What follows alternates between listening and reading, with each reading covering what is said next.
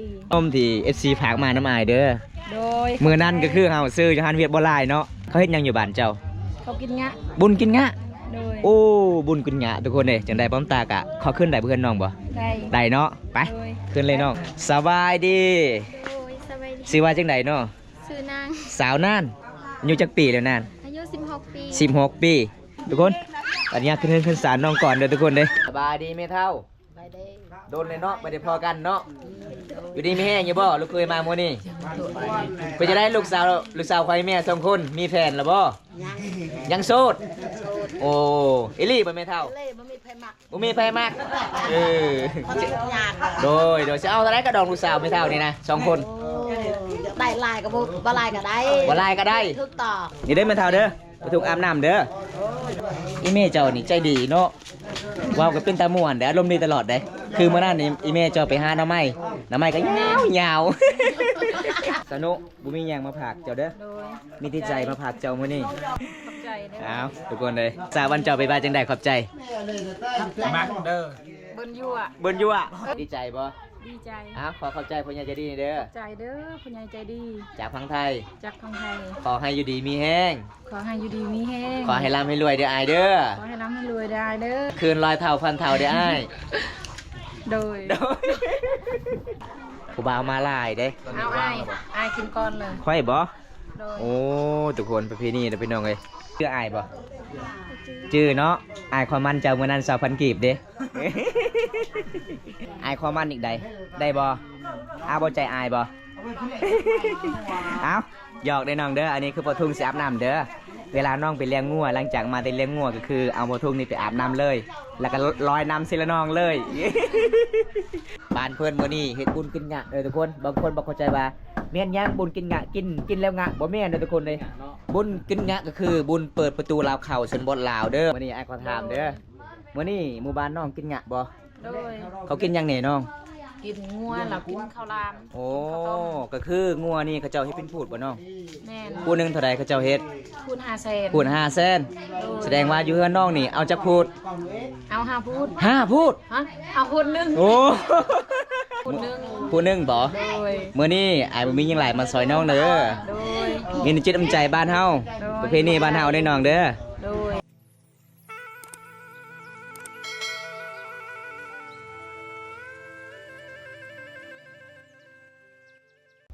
เอากับสบายดีทุกคนสบายดีบรรยากาศยามแรงทุกคนเลยมื่อนี้บอมตากะมาจัดให้ตามคำขอFC พี่น้องให้บอมตาไปเยี่ยมไปยามสาวนุ่งในหมู่บ้านนี่ทุกคนเลยเพราะว่ามื่อนี้กะจะได้พอหรือบอน้องเพราะว่าบอมตามาเยี่ยมมายามน้องตอนแรกกะไม่ได้พอน้องมื่อนี้บอมตากะซื้อผู้ใหญ่ใจดีพักมาจากประเทศไทยพี่น้องยังเหลือประมาณ100,000พี่น้องเงินผู้ใหญ่ใจดีพักมาให้บอมตาซื้อขนมให้น้องเพราะว่าผู้ใหญ่ใจดีก็เห็นคลิปบอมตาน้องตอนนั้นก็คืออยากกินขนมเพราะว่าลูกน้องก็อยากกินขนมก็เลยวันนี้กับมีผู้ใหญ่ใจดีให้บอมตามาซื้อให้น้องจะไหนก็ไปตามชมกันนี่ก็คือเป็นทำซาบินาด้วยทุกคนเลย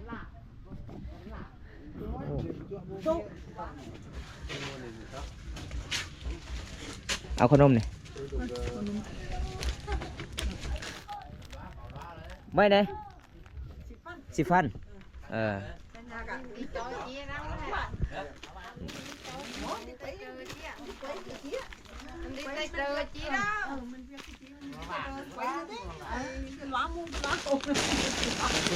นี่ไหมเนี่ย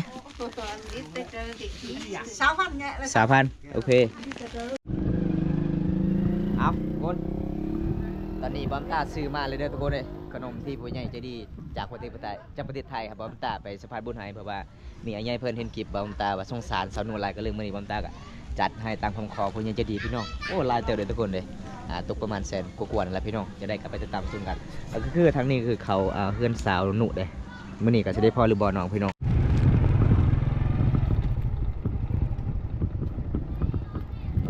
สบายดีผู้สาวไปไซนี่นะไปเยี่ยมสนุกก่อน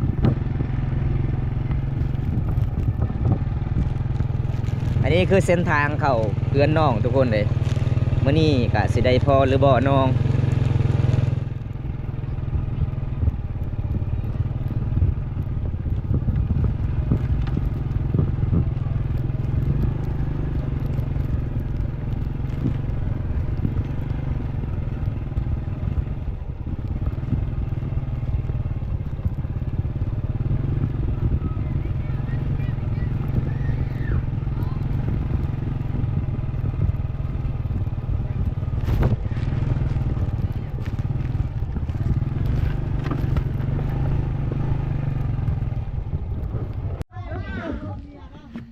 หอยู่เฮือนเนาะมื้อนี้เราได้พ่อเนาะสบายดี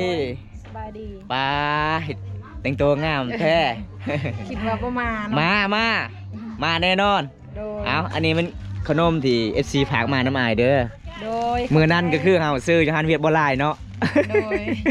มื้อนี้ก็มีผู้ใหญ่ใจดีจากประเทศไทยพี่น้องให้เพิ่นซื้อให้สาวนุเพื่อว่าเห็นน้องมื้อนั้นก็สงสารเฮาบ่มีเงินเนาะมื้อนั้นเนาะอืม โดย มีแขกอยู่เฮือนบ่ มี เขาเฮ็ดหยังอยู่บ้านเจ้า เขากินงะ บุญกินงะ โดย โอ้บุญกินงะทุกคนเด้จังได๋ป้อมตากะขอขึ้นได้เพื่อนน้องบ่ ได้ ได้เนาะไป โดย ขึ้นเลยน้องเดี๋ยวก็สิไปเยี่ยมไปยามน้องก่อนโอ้ลูกสาวบ่นั่นบ่ เออ โอ้สบายดี โดยสบายดี สิว่าจังไดเนาะ ชื่อนาง สาวนานอายุจักปีแล้วนาน อายุ16 ปี 16 ปีเจ้าเป็นนางเอกพี่มันบ่ แม่นบ่จะเป็นนางเอกพี่มันบ่ เอาทุกคนอันนี้คือสาวนานเลยพี่น้องไอ้ที่เฮาได้พ้อกับไอ้มันมื้อนั้นทุกคนอยู่บ้านดงนาซานเนาะเจ้าเมื่อแล้วบ่เพ็ดงานบ่ เมื่อแล้ว อ๋อได้เงินจากร้าน ได้ซ้ำซื้อเสื้อเบิดแล้ว โอ้เสือมันแล้วบ่อันนี้มันเพื่อนเจ้าบ่น้องผู้บ่าวเจ้าบ่คือหลายแท้เขาเจ้ามาเล่นบ่อ๋อไปขึ้นเพื่อนเจ้าได้บ่ เอาทุกคนอันนี้ขึ้นเพื่อนขึ้นศาลน้องก่อนเด้อทุกคนเด้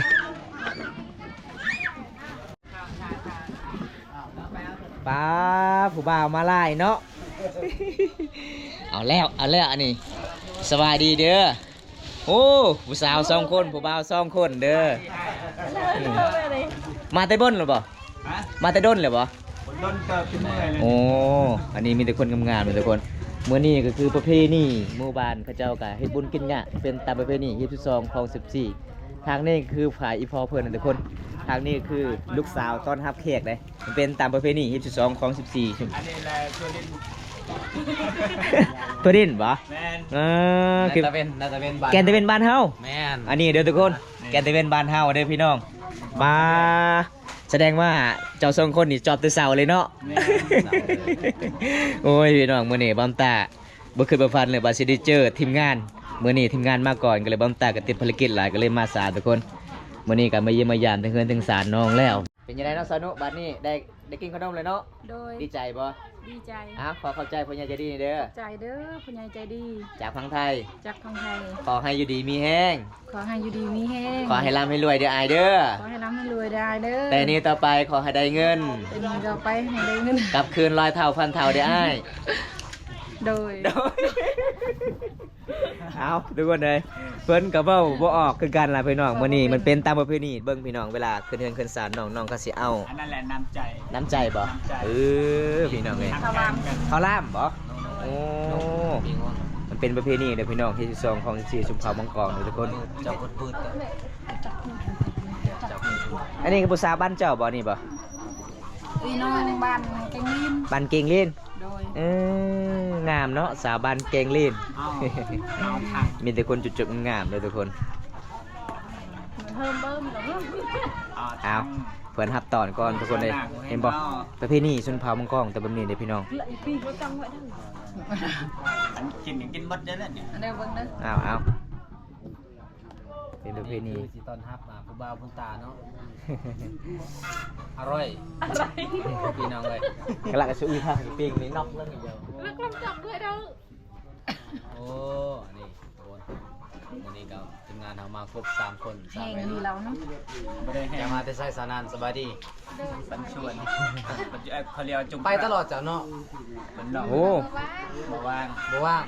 ผู้บ่าวมาลายเด้ ตอน เอา นี้ว่าง ไอ้ แล้วบ่ ไอ้กินก่อนเลย ค่อยบ่ โดย โอ้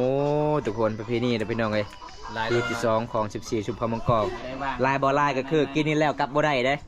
เอาต้องฝ่ายแบบนี้ก่อนเพื่อนอ๋ออยู่ดีมีเห็นขอให้ลายให้รวยเด้อทุกคน เดินทางแล้วก็เจอผู้สาวน้อย เอาเป็นประเพณีชนเผ่ามังกรกับแบบนี้เด้อ วันนี้ก็มาพอตากับทีมงานเฮา แค่อันนี้นะ แค่นั้น กูโกนี่เวลาเนาะ สบายดีไหมเท่า ไปเด้ โดนเลยเนาะไม่ได้พอกันเนาะอยู่ดีมีแห้งอยู่บ่ลูกเคยมาโมอนี่เพื่อจะได้ลูกสาวควายแม่2 คนมีแฟนหรือบ่ ยัง ยังโสดโอ้เอลี่บ่แม่เท่า เล่บ่มีไผมัก บ่มีไผมากเออ เขาสิยาก โดยจะเอาอะไรก็ดองลูกสาวแม่เท่านี่นะ2 คน โอ้อยาก ได้ลายก็บ่ลายก็ได้ บ่ลายก็ได้ ถูกต้อง โอ้จิตใจก็พ่อเนาะ ถูกใจ นี่ทุกคนเลยเอามักชิปเลยทุกคนเอาวันนี้บอมตากะมีหยังของฝากให้แม่เฒ่าทุกคนเลยนี่น้ำจิตน้ำใจให้พ่อทุ่งนี่ได้อแม่เฒ่าเด้อพ่อทุ่งอาบน้ำเด้อโอ้ยพี่น้องเอ้ยอันนี้คือแม่เฒ่าพี่น้องอีเม่เจ้านี่ใจดีเนาะว้าวก็เป็นตาม่วนเด้ออารมณ์ดีตลอดเด้คือเมื่อนั้นนี่อีเม่เจ้าไปหาหน่อไม้ก็ยาว แน่นยาว ยาวเลยทุกคนสนุบุมีหยังมาผากเจ้าเด้อ โดย มีที่ใจมาผากเจ้ามื้อนี้ได้บ่ ขอบใจเด้อ เอาทุกคนเลยเพื่อนว่าขอบใจเด้อภาษาวันเจ้าไปบ้านจังได้ขอบใจ มักเด้อ เบิ่นยั่ว เบิ้นยั่วเบิ้นยั่วแต่ไปว่าขอบใจเด้อทุกคนเลยก็คือผู้สาวยังเอาคือกันบ่ผู้สาว ส่วนลาวสาวลาวเขตนี้ก็เจ้ามักนุ่งผ้าทรงลายทุกคนพอทุ่งส่วนลายมีแต่ผ้าเฒ่าเด้อพี่น้องเอ้ยก็คือสาวนุก็คือจะบ่มักนุ่งบ่มักนุ่ง มัก คือบ่มักแล้วค่อยสิเอาคืนนี่ สิ้นกับมักนุ่ง มักเบ้อสาวนุมื้อนี้อ้ายขอถามเด้อมื้อนี้หมู่บ้านน้องกินงะบ่ โดย เขากินหยังแหน่น้อง กินงัวแล้วกินข้าวราม โอ้ก็คืองัวนี่เขาเจ้าเฮ็ดเป็นพูดบ่น้อง แม่น พูดหนึงเท่าใดเขาเจ้าเฮ็ด พูด5 แสน พูด5 แสนแสดงว่าอยู่เฮือนน้องนี่เอาจักพูด เอา5พูด 5พูด ฮะเอาพูดหนึง โอ้ ลืมเลยว่าพูด บอมตา 5 แสน จนตกใจพี่น้อง5พูดก็คือ2ล้าน5ทุกคนเลย เอาพูดหนึง พูดหนึงบ่ โดย มื้อนี้อ้ายบ่มีหยังหลายมาซอยน้องเด้อ โดย มีน้ำจิตน้ำใจบ้านเฮาประเพณีบ้านเฮาได้น้องเด้อ โดย เอาเป็นยังไงดีใจบ่ ใจ บอมตาก็ดีใจหลายเด้อทุกคนเลยมาเยี่ยมมายามน้องครั้งที่2ทุกคนเพราะว่าพอดีหมู่บ้านน้องก็เฮ็ดบุญกินงะตามประเพณีที่12ของ14เห็นเงินของน้องก็บ่มีเงินมีคำก็คือน้องเฮ็ดก็คือน้องเอาผู้หนึงเนาะ โดย พูด5 แสนก็เลยบอมตาก็มาซอยน้อง1 แสนกีบทุกคนเลยเล็กๆน้อยๆพี่น้องมันกินใจบ้านเฮาบางคนก็ว่าบอมตามีเงินมีคำบอกบ่มีทุกคน แต่บอมตาก็เป็นยักษ์จนคือกันแต่บอมตาก็มาเขตชนบทคือบันนี้พี่น้องฮักเพลงกันทุกคนชนบทบ้านเฮาคือพระเจ้ากับตอนฮักเป็นอย่างดีนะมีมักกล้วยทุกคนมีข้าวลามเห็นบ่พี่นี่ชุมพรมังกรมีเรามีข้าวต้มเบิดคำสิเว้าพี่น้องชนบทบ้านเฮาก็เลยบอมตาก็มีน้ำจิตน้ำใจเล็กน้อยพี่น้องเอาไหมสาวนานี่ไปใช้สาวนานบ่มีเอาน้ำเพิ่นหนึง น้ำและน้ำเนี่ย ขอบใจเด้อเอาผู้ให้แล้วขอบใจเนาะผู้เอาแล้วบอกขอบใจเลยก็คือขอบใจพ่อบ่าวแบบนี้เด้อ I love you ขอบใจหลายๆผู้สาวมากินงะพี่น้องงะบางคนเขาว่าใจว่างะแม่นยังงะก็คือบุญเปิดประตูลาวเขาชนบทลาวด้วยทุกคนเพราะว่าจะเป็นแขกมาหลายๆหมู่บ้านก็คือแบบเขาเจ้ากับต้อนรับเป็นอย่างดีได้อย่างบุญกินงะมันเป็นตามประเพณีที่จุด2ของ14สุมพรมังกรเลยทุกคนยังอะจุนดอกอุ้ยนะโอ้นึ่งข้าวอยู่ไม่เท่า นี่อันให้แม่มาเช่นอันนี้มาให้นาน ให้เจ้าได้ นี่ ให้นาน ลูกเขาบอกไปให้หน้า ให้นานฟื้นหนึง เต่า เจ้าฟื้นหนึงจากพื้นเจ้าน่ะ ลูกให้ผู้หนึงลูกอันนี้ให้ผู้หนึง ฟื้นหนึงแล้วให้เสานานฟื้นหนึงพี่น้องอันนี้คือเพื่อนเจ้านี่มาเกียมพักเนาะครบสดเนาะเฮ็ดลาบงัวบ่ แม่น โอ้เสียดายพี่มันบ่มาเด้อทุกคนเลยถามพี่บ้านมาลาวก็คืออย่าลืมมาแวะเฮือนน้องนี่เด้อมื้อนี้บ้านน้องกินบุญกินงะเด้อพี่มัน ม่วนเนาะเปิดประตูลาวเขาเด้อทุกคนเอาอีเมเพิ่นกำลังนึ่งข้าวก่อน ด้วยอยากได้จับเตาดับนี่ฮะกินน้ำพายไข่ อยากได้ด้วย นำเตาเสียบบ่โอ้ทุกคนเพิ่นว่าอยากได้ อันตองน้ำ ตองน้ แม่ ำ ตองน้ำ ตองน้ำให้สะอาด ให้สะอาด ก็คืออยู่เฮือนแม่เฒ่านี่ไปตักน้ำก็คือกินน้ำแบบตักแล้วก็กินเลยบ่บ่มีกันตองน้ำบ่ เอามือแล้วกินเลย โอ้ทุกคนเลยตอนนี้อี เย เม อะไล่ อีเมเพื่อนว่าอยากได้กันตองน้ำทุกคนเลย ต้องน้ำยังคือกันต้องน้ำ ตองน้ำกันตองน้ำไปบ่ายหยัง กันต้องน้ำกล้องน้ำต้องนะ เออ แบบว่า แม่ ตั้งมาแล้วก็มากล้อง แม่นมันสิมาตองให้สะอาด เออ เอาพี่น้องถ้าผู้ใดใจดีก็คือซื้อให้อีเมเท่าไอเด้อพี่น้อง ก็คือลูกสาวไอ้แม่นี่ มีผู้บ่าวพังถ่ายคอจีบเลยได้ แม่นบ่ สิเอาบ่แม่เฒ่าบ่ติบ่ แม่ ก็ เท่า คือ เป็นเบาๆอันน่ะ ก็คือได้แต่อันตูตองน้ำก็ได้เนาะ กระดองบ่มีก็ย่าเอาพี่น้อง โ จัดมาเลย ใจ ทุกคน สาวนุกับคนกันงามเด้พี่น้องไอเมย์เพิ่นก็ใจก็ดีเด้เพื่อนหลังนี้มีแต่คนใจดีๆเด้อพี่น้อง มั่งหักเพลงลูกคอยเลยจะใช้เฮือนนี่มั่งเฮือนเก่า โอ้ เพลงคอยดิ แพงเคย แพงเคยเลยมาเฮือนเฮ็ด มาเงินครูกันเนาะ เอาไอเมย์เพิ่นวายงามเลยทุกคนสบายดี จะมากับผู้ใดเนาะ2 คนบ่ก็คือเจ้าบ่ได้เลี้ยงงัวมื้อนี้บ่เนาะชื่ออายบ่ชื่อเนาะอายความมันเจ้ามื้อนั้น2,000กีบเด้ โอ้ยพี่น้องมื้อนี้ได้พอเจ้าชื่อว่าจังไดเนาะค่อยลืมแล้วพี่น้องหมู่บ้านตะกอทุกคนสาวเลี้ยงงัวขยันหลายเด้พี่น้องอีกมื้อหน้าอายก็มาเยี่ยมมายามเพิ่นเจ้าเด้อได้บ่เอาพี่น้องมื้อนี้น้องเพิ่นก็ไปกินงะอยู่เพื่อนสาวนุพี่น้องมันเป็นตามประเพณีบ่ว่าจะเป็นผู้แซ่บผู้สาวผู้บ่าวผู้แก้วก็มาครบหน้าครบตาพี่น้องอายได้พ่อเจ้ามื้อนี้อายความมันอีกใดได้บ่อาบ่ใจอายบ่ เอาหยอกได้น้องเด้ออันนี้คือปทุงสิอาบน้ำเด้อเวลาน้องไปเลี้ยงงัวหลังจากมาได้เลี้ยงงัวก็คือเอาปทุงนี่ไปอาบน้ำเลย แล้วก็ลอยน้ำสิละน้องเลย เอามีทุกคนจุดงามเด้อพี่น้องสาวสวยบานป่าพี่เอาทุกคนหลังจากพระเจ้าเอามาซีนงัวแล้วพี่น้องเป็นตามประเพณีทุกคนบ้านเฮาก็คือแบบแขกมาเยี่ยมมายามเพื่อนสนุกกับหลายๆคนเลยพระเจ้าก็มาพับลาบบ้านเฮาก็คือแบบเขาจะพับมุ่นๆทุกคนประเทศเทียเด้แบบคนมันหลายกันเฮาเฮ็ดเทียมันก็สินำบ่พอทุกคนเลยประเพณีชนบทลาวคือแบบนี้แหละพี่น้องเอาทุกคนเลยมาเยี่ยมมายามเฮือนสาวนุกับอีเมเพิ่นก็เมื่อยหลายเลยพี่น้องเจ้าได้กินหยังเนาะน้องกระดูกงัวบ่โอ้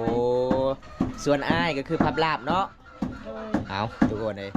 บ้านเพิ่นมื้อนี้เฮ็ดบุญกินงะทุกคนบางคนบ่เข้าใจว่าแม่นยังบุญกินงะกินแล้วงะบ่แม่นทุกคนเลยบุญกินงะก็คือบุญเปิดประตูลาวเข้าชนบทลาวเด้อชนเผ่าบรุมังกรบ้านเฮาเด้อทุกคนเห็นบ่เพิ่นสายบ้านซองเพิ่นประมาณซำนี้เด้โอ้ยพี่น้องคันหน้าพุ่นหน้าสิเปียกหลายเด้อทุกคนเพื่อนของน้องเป็นครอบครัวที่ยากจนเยือนเจ้าผู้ชายมันจักคนเนาะ2 คนเจ้าก็มีอ้ายบ่อายกกละน้องล่า โอ้อ้ายก็เอาเมียแล้วบ่ เอาแล้วแต่เดี๋ยวนี้เป็นพ่อห่างแล้ว เป็นบ่ห่างแล้ว โดย ก็คือ เราเป็นไข่แล้วเมียเมือปะ มีเมือปะเลย โดย โอ้ยพี่น้องวาสนาเฮาเกิดมาเลือกที่ชีวิตเฮาเกิดมาเลือกบ่ได้ทุกคนก็คืออายเจ้าก็เป็นพ่อห้างน้องก็เป็นแม่ห้างบ่โอ้มี FC คนหนึงให้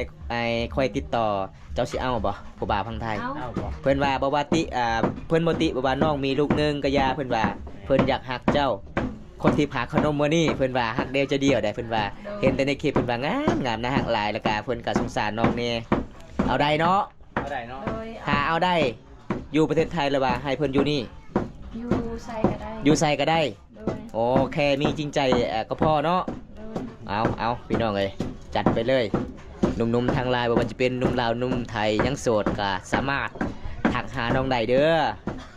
เพื่อนสารบ้านซองน้องประมาณชั่วนี้แต่น้องก็ใจดีเลยทุกคน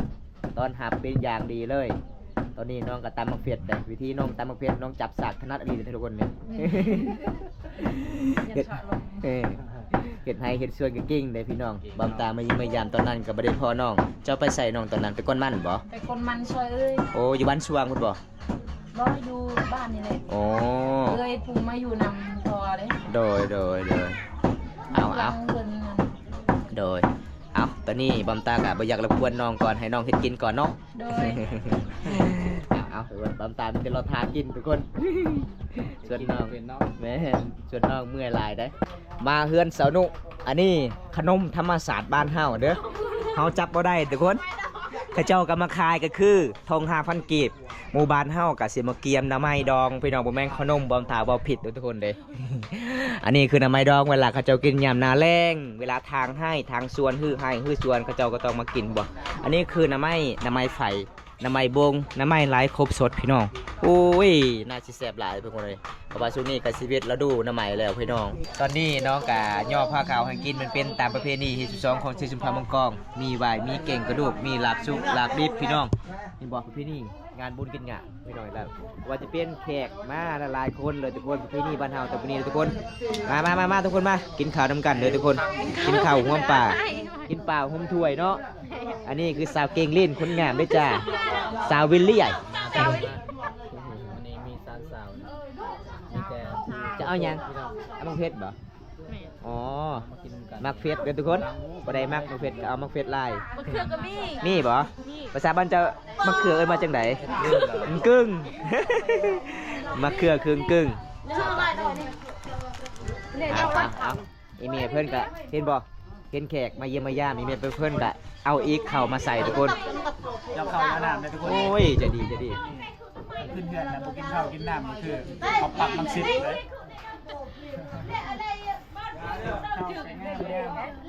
เช้าโอ้ใจดีหลายแค่เช็ดมือแค่เช็ดหน้าได้